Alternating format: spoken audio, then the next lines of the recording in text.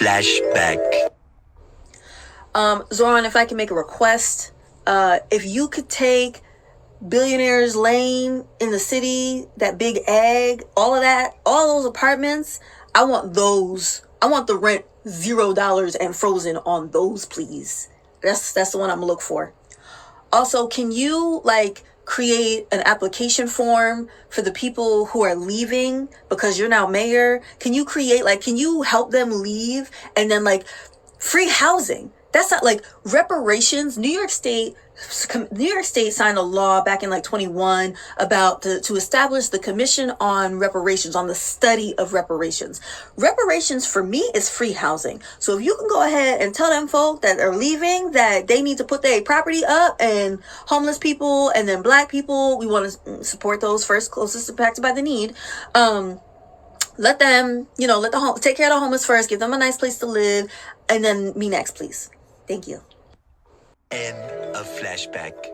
Why does no one listen? So I had to go ahead and show her so that we could see what it is that they were expecting. We already know in New York, they voted for Mandami because in essence, everybody wants everything for free. I don't know where everything got all misconstrued and people think that someone's supposed to take care of them. Well, actually, I do know. It's C-19 happened. Everyone was at home. The government was technically kind of taking care of them. They didn't have to pay anything. It was a false sense of reality. And unfortunately, these people cannot seem to let that go. Now, while saying in one breath that they don't want a king, they turn around and they vote for someone who's allegedly kind of a king, and they think that he's supposed to take care of everything for them. Unfortunately, that's not working out, as any of us with common sense know, those of us that work and those of us that have things that we need to protect. But these people don't seem to understand, but they gon' find out. Administration, Mandami, mind you, is literally saying that they have to continue the court case that legal aid and city council did against the Adams administration has now carried over into the Mandami's administration. Mandami administration is basically saying, oh yeah, that's right, we don't have the money for this. The city is in such a deficit. Something happened to where the deficit has moved from 12 billion to 7 billion. I think it was something about Wall Street profits or something like that. So I guess those profits have brought the deficit down to 7 billion now. But nonetheless, there is a deficit in this city. So we do not have the money to expand this program. This program bleeds out millions and millions of dollars from the city. Not to mention, you have poor advocates for these people. They often continue the cycle of going back to the shelter because they're evicted. I know I evicted mine. So you have to think, for every other person, there's somebody who's up in an apartment, gets evicted, goes back into the shelter, costs the city more money. Then you have to pay the same moving costs, furniture costs, brokers' fees. The cycle continues until that's also bleeding the program dry. So then you have people who actually need and deserve the program who can't get it unless they forfeit their apartment and go into a shelter and spend the time. And then they're discriminated against because you have people like me who feel so burnt by HRA and from the tenant, they don't want to deal with the vouchers anymore. Mayor Mandami walking back on a campaign promise and is moving forward with a lawsuit to stop the program from expanding. It would give rental assistance to more people. All right, Fox 5's Morgan Mackay here now with a closer look at why the mayor is reversing course. Morgan. Hey, Steve, Natasha. So when Mayor Zoran Mamdani was a candidate last year, he promised that he would drop his predecessor's lawsuits looking to block the expansion of the city-funded program that provides rental assistance. But now Mamdani's administration going back on this promise, and advocates like Christine Quinn are calling this a betrayal. It feels like a betrayal. I mean, it was, in a true political sense, a promise made on the campaign trail and a promise broken once he got into City Hall. Now, 2 years ago, former Mayor Eric Adams tried to block the expansion of the city's housing voucher program, but was taken to court, marking the first real showdown between the Adams administration and the city council. Adams argued at the time that expanding the program was too expensive and that the council, which approved the expansion, didn't have the authority to do so. Now, Mamdani's administration taking up this exact same argument in court, asking the Court of Appeals, the state's highest court, to block the expansion. Mamdani says expanding the program would cost $10 billion over the next 5 years.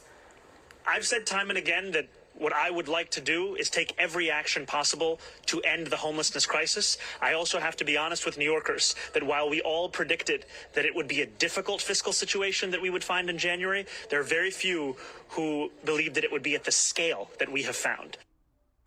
Now, the city's rental assistance program is one of the largest in the nation. Renters contribute 30% of their income to rent, with the city covering the rest. The expansion would have increased the number of people eligible for the program and lowered requirements. Mandami said last month he would try to negotiate with the city council outside of court, but Council Speaker Julie Menon saying today that this new court filing makes those negotiations difficult. We believe the administration should drop the litigation. We've been saying this for months. A continuation of litigation really serves to delay the ability to reach a settlement. Now, even without this expansion, the cost of this housing voucher program is still expected to grow by almost $4 billion over the next few years. So everybody on the tenant side is pretty much. Now you have people who are not going to be able to get the voucher because he's saying that, oh, we're going to keep adjourning the case because we need time to figure out what we're going to tell legal aid and city council on why we cannot uphold these laws. It's in the article. I'm going to paste the whole article. I screenshotted every single page. I read it during lunch. So, again, what people don't understand is ain't free. If the money isn't there, not to mention, they have up property tax on everybody in their mom, which means rents are going to go higher. They have decreased every single form of City FIPS voucher by at least $70 to $100. So that means you're going to be in competition with Section 8 that has not budged. They actually raised their rate. That's 3. And then 4, again, he literally does not know. His whole entire administration doesn't know how to deal with these laws because we cannot afford to expand this program. We're still in the deficit. He still wants to help migrants. He's still screaming about this free but he never looked at a budget. Who is surprised by this, Bueller? Who in the holy hell is surprised by any of this? I'm telling you, people do not utilize that thing on top of their shoulders between their daggone ears. How do you believe that you are going to live for free? How do you believe that you're going to get childcare for free?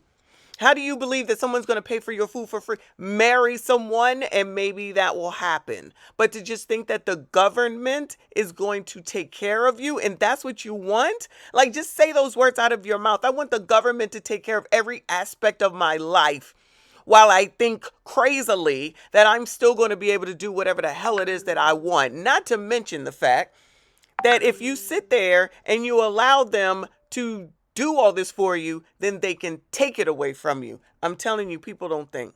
People do not think ahead. People are not thinking about future. People are not thinking about themselves. You can't be. You can't be thinking about yourselves or thinking about your kids if you have them. Like, what is wrong with people in the United States today?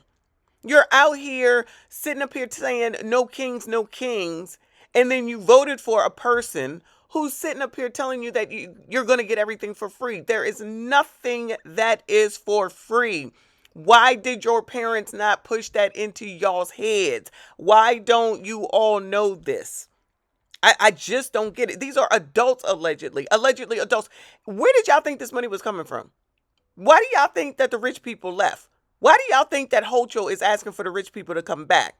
Why do y'all think that people that have money want to give the money to you when y'all know that if you have money, you don't want to give it to anyone else? You want to utilize and spend your money the way that you want to. So to think that just because they're millionaires, trillionaires, and billionaires, that they should give it to you is insanity. It is complete and utter insanity at this point. Good luck to New York, but not really, because we already knew that this was going to happen, and it's already started, y'all, and it ain't even been 6 daggone months. But child, what the hell do we know, right? Y'all make sure you hit the like button, subscribe if you're new, hype this daggone video, make sure you comment. I see you all in the next one. God damn it! You can't make this shit up!